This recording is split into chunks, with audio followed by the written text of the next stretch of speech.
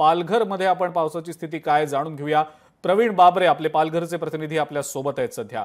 प्रवीण, पालघरमधली पावसाची नेमकी सध्याची स्थिती काय आहे? कारण गेले काही दिवस सातत्याने पालघर शहर किंवा ग्रामीण भागामध्ये पावसाचा जोर पाहायला मिळालेला होता। अजूनही पाऊस सुरू आहे का? काय नेमकी अपडेट आहे?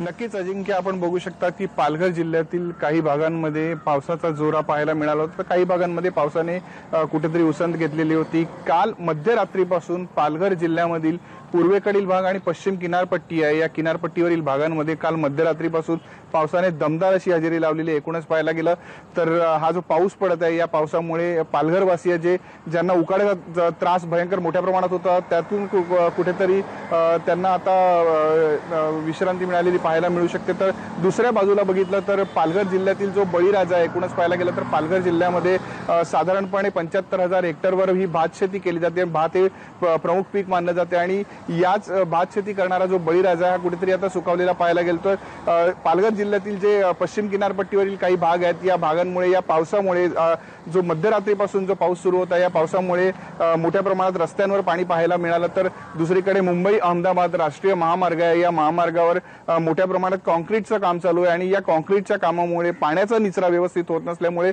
मुंबई अहमदाबाद राष्ट्रीय महामार्गावर कुठेतरी ट्रॅफिक ही पाहायला मिळालेली आहे। अजिंक्य, ठीक आहे प्रवीण, धन्यवाद। आपण ही जी माहिती दिली त्याबद्दल आणि पावसासंदर्भातले अपडेट सातत्याने आम्ही तुमच्याकडनं जाणून घेणारच आहोत।